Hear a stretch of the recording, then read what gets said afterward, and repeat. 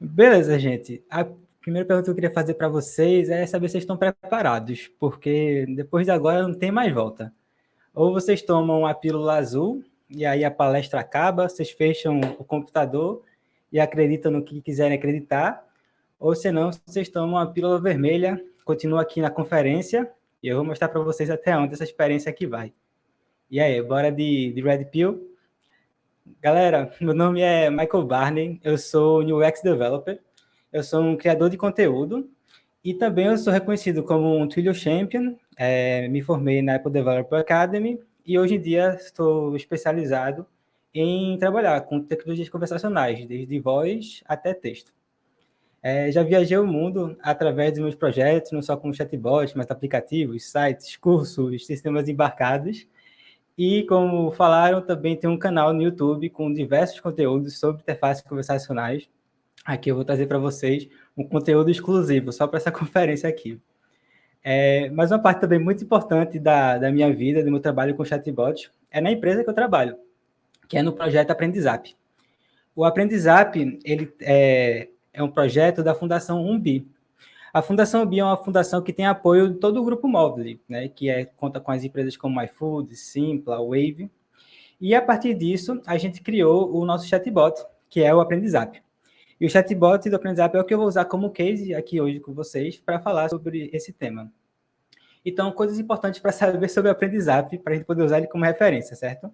Ele é um chatbot. Ele é um chatbot da área de educação. Então, ele traz como uma ferramenta de estudo tanto para os alunos poderem usar, alunos de escola pública principalmente, e também para professores poderem usar com seus alunos. E também é importante lembrar que ele é 100% gratuito, né? Então, por isso que eu até falo que o principal foco é estudantes de escolas públicas, por exemplo, porque é uma ferramenta que, desde o seu início, ela foi pensada para ser totalmente aberta e extremamente acessível, certo? Até por isso que foi escolhido ser feito através de um chatbot no WhatsApp. E é importante também entender que ele tem duas experiências. Ele tem a experiência focada para alunos e tem a experiência focada para professores. Então, os alunos podem usar o chatbot do Aprendizap para poder estudar no seu ritmo os assuntos que quiserem e, por exemplo, começar a estudar português, poder estudar história através das unidades que a gente tem professores do Aprendizap que constroem conteúdos muito ricos. Ou senão, o professor pode utilizar o Aprendizap para elaborar atividades e distribuir essas atividades com seus alunos e também gerenciar como é que esses alunos estão fazendo essas atividades, também usando o mesmo conteúdo do Aprendizap, então com diversos conteúdos que a gente cria, com as atividades que a gente cria. Essa experiência, então, a gente está vendo aí a da esquerda, que seria o chatbot dos alunos, aí você vê que ele está enviando o conteúdo, exercícios, e na direita o chatbot dos professores, que também faz uso desses mesmos conteúdos. E essa é a parte, grande felicidade, né? O produto incrível aí ao redor do Brasil, impactado por milhares de pessoas. Nossa, muito massa, né? Mas acho que está na hora aqui, nessa conferência, de dar uma olhada de como é que a salsicha é feita, né? Por tudo por trás. E aí, por trás, no Aprendizap, a gente vai ver que a equipe ela é super enxuta, tem somente 7 pessoas, e toda a sua estrutura é uma de startup, ou seja, ela é arrodeada de diversas mudanças rápidas, certo? Então, apesar de estar arrodeada de um grupo forte, né, que é como a Móvel, mas a nossa estrutura em si desse projeto, ela é super enxuta e com mudanças acontecendo a todo vapor. E aí, por isso, todo o nosso ciclo de desenvolvimento é baseado em hipóteses. Então, a gente tem alguma hipótese sobre o funcionamento do chatbot ou do nosso produto, a gente testa essa hipótese, a gente valida se ela é correta ou não, e se essa hipótese for validada, a gente coloca ela em produção para que as pessoas tenham acesso a ela. Então, por exemplo, uma hipótese nossa pode ser que adicionar um vídeo no onboarding do bot vai aumentar a nossa ativação. A ativação seria a pessoa chegar no momento onde ela fez a principal atividade do meu bot ou do meu produto digital. Então, no nosso caso, uma ativação é um aluno assistir a sua primeira aula. Então, a gente acha que se adicionar um vídeo no onboarding, esse vídeo vai aumentar efetivamente a nossa ativação.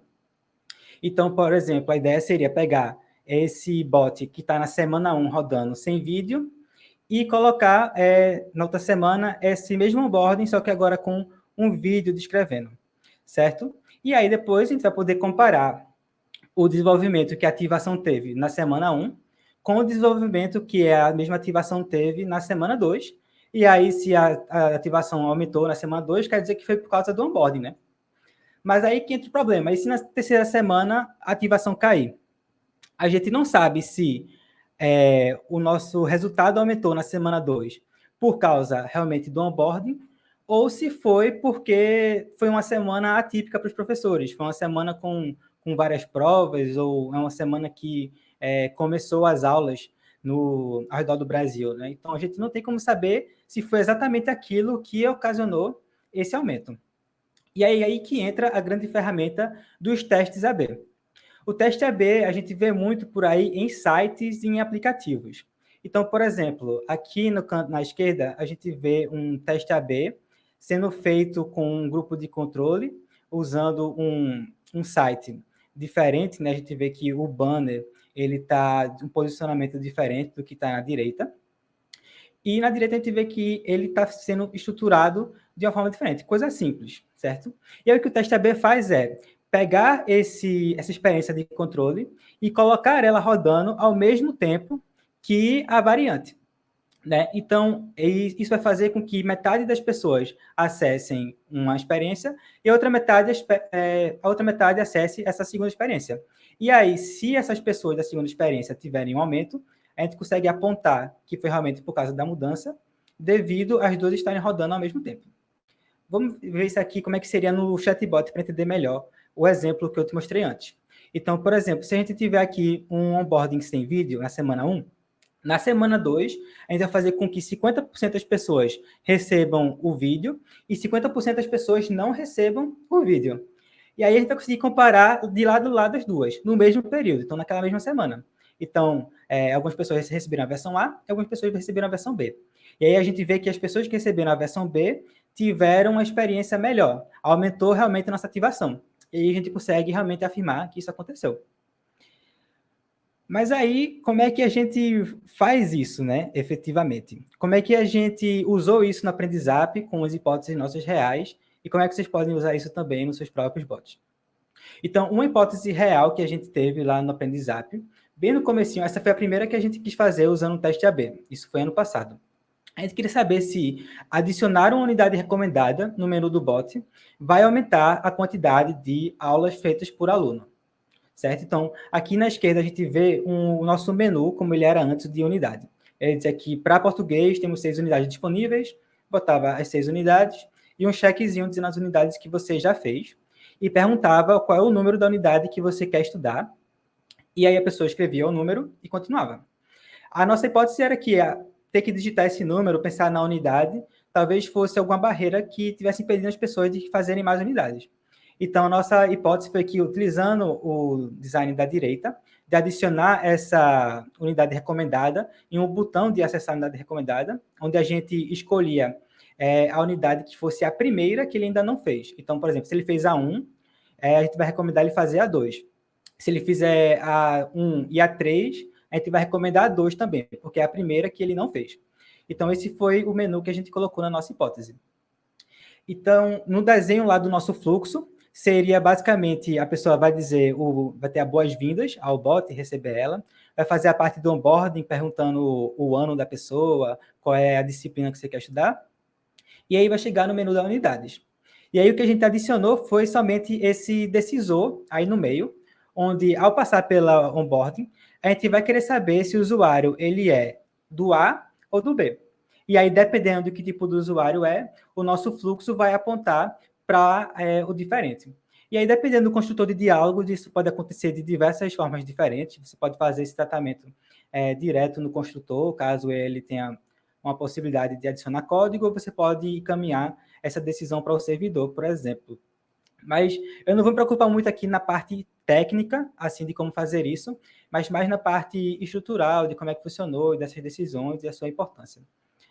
E uma forma que a gente fez para a gente conseguir saber se uma pessoa é da experiência A ou da experiência B, de uma forma que fosse super simples, tanto do nosso lado, mas que também fosse super eficaz, foi usar o número do celular da pessoa. Isso porque o último número do celular é distribuído de forma uniforme. Isso quer dizer que, se a gente pegar toda a população brasileira, 10% das pessoas termina com 1, 10% termina com 2, 10% termina com 3. Todas elas têm a mesma porcentagem de acontecer. E aí, dessa forma, a gente pode fazer, por exemplo, com que as pessoas que terminem com 1, 2, 3, 4, 5 recebam a versão A. E as pessoas que terminem com 6, 7, 8 ou 9 recebam a versão B. E aí a gente não precisa lidar tanto com manter a uniformidade através do nosso servidor, porque isso já foi lidado por a gente. E o legal é que a gente pode até separar essa proporção. Então, por exemplo, a gente pode fazer com que somente 20% das pessoas recebam a versão A e 80% das pessoas recebam a versão B, só trocando qual é o número que a gente vai usar para fazer essa decisão.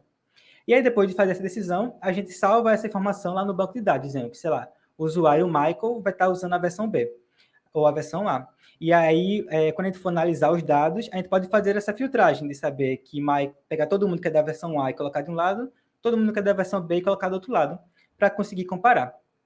E aí foi isso que a gente fez, e realmente a gente viu que a quantidade de aulas que foram feitas pelos alunos, quando estava sem a recomendação, foi muito menor do que a quantidade de alunos, de aulas feitas com os alunos que tiveram a recomendação. Então, a gente conseguiu aprovar, validar essa hipótese e colocar em produção. Se não tivesse validado, no caso, colocar em produção seria deixar para que 100% das pessoas conseguissem acessar esse menu especializado. Beleza? Mas é importante também saber uma coisa quando tratar com teste AB, que é a quantidade de pessoas ou a quantidade de visualizações que você vai precisar ter nesse bot para que aquela sua hipótese seja verdade. Então, tem aqui essa calculadora, por exemplo, da resultados digitais, que você consegue informar, por exemplo, eu quero pegar minha taxa de conversão atual de 10%, então, se eu estiver pegando a ativação, por exemplo, quantas pessoas estão convertendo para ativação? Eu quero pegar ela que está em 10% e quero ter uma melhora de mais 10%, né? Então, se 10 pessoas faziam a cada 100, eu vou incrementar somente para que uma pessoa a mais faça, né? Para ter esse aumento de 10%. Eu digo que eu quero a significância estatística de 95%, ou seja, 95% de certeza de que esse cálculo aqui, desse teste, dessa teste AB, vai ser verídico. E aí, por exemplo, para esse caso, diz que vai precisar de 14.300 pessoas para validar isso, certo? Então, é uma quantidade que muitas vezes é expressiva, dependendo de que ponto você está no seu produto, para conseguir realizar testes AB, e até por isso que muitas empresas elas dão uma segurada e não começam a fazer teste AB até aumentar um pouco a quantidade de usuários que você tem. Mas isso pode ser espalhado, então, esses 14 mil não precisam acontecer hoje, eles podem acontecer durante um mês. Mas é importante lembrar que existe essa ferramenta, o teste AB, e que você tem que ter esse cuidado em relação a quantas pessoas viram. Porque se você fez um teste AB onde somente 10 pessoas acessaram, você não consegue saber se aquele que você está vendo realmente é verdade, se aquele aumento realmente é expressivo e não somente sorte. Beleza? Vou mostrar aqui agora outro exemplo, um pouco diferente de como é que a gente usou o teste AB, mas que foi, acho que, muito mais importante e foi uma das melhores decisões que a gente fez. Aqui nessa sala, eu acho que vocês já devem ter ouvido essa expressão, mas eu vou falar também caso não tenham escutado, que é chatbots, eles são um ótimo martelo, mas nem tudo é prego. Isso quer dizer que a gente muitas vezes, por estar imerso no mundo dos chatbots, a gente quer colocar um chatbot em tudo, achar que ele vai resolver qualquer problema, quando na verdade ele não seria a melhor solução. Poderia ser uma parafusadeira, por exemplo, e não um prego ali que a gente está querendo mexer. E isso foi uma pergunta que a gente teve dentro da nossa experiência, de por que é que a gente está usando um bot. Desde o início, como eu falei, a gente queria fazer uma plataforma que fosse muito acessível, e fazer um chatbot para WhatsApp foi nítido. E através de todas as nossas entrevistas nesse tempo, a gente via que realmente os alunos de escola pública costumam somente ter acesso a smartphones, só celulares, e com poucos dados móveis, porque o WhatsApp ele costuma gastar poucos dados e até alguns operadores botam um WhatsApp ilimitado, então a pessoa conseguiria usar o aprendizado sem nenhum problema. Só que a gente fez essa mesma atitude de criar um chatbot para os professores. Mas durante o tempo, e com as nossas entrevistas, a gente viu que os professores de escola pública, elas costumam também ter acesso à internet e Wi-Fi.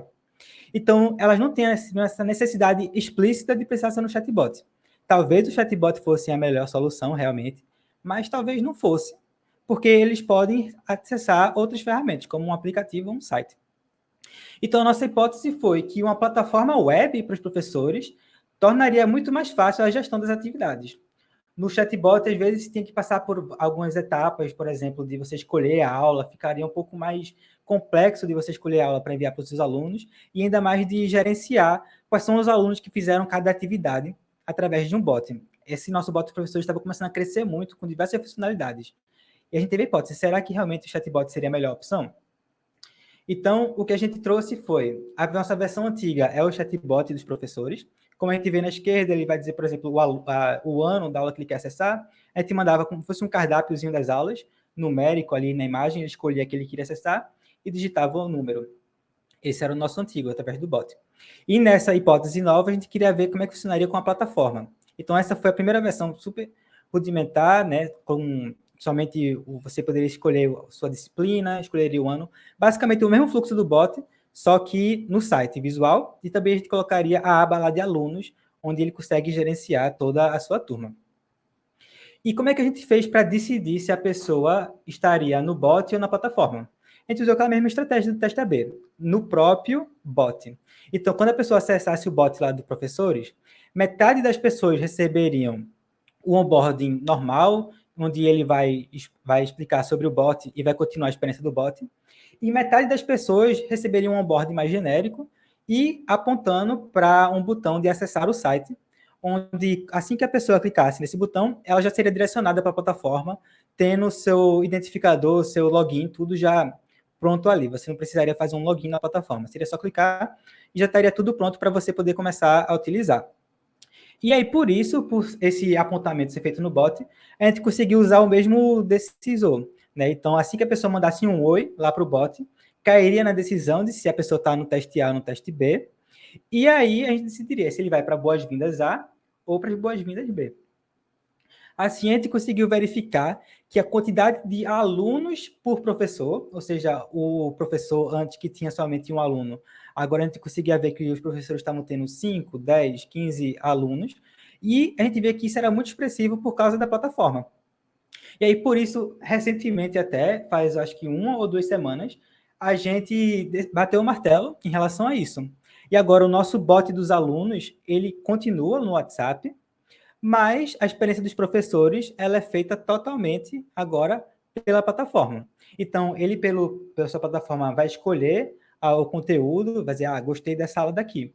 E aí pode encaminhar essa aula, enviar ela para seus alunos pelo WhatsApp. Então, o bot continua fazendo sentido para os alunos, mas a partir de um teste AB, a gente conseguiu validar que o chatbot não seria a melhor solução para os professores. E aí mostra realmente a grande importância.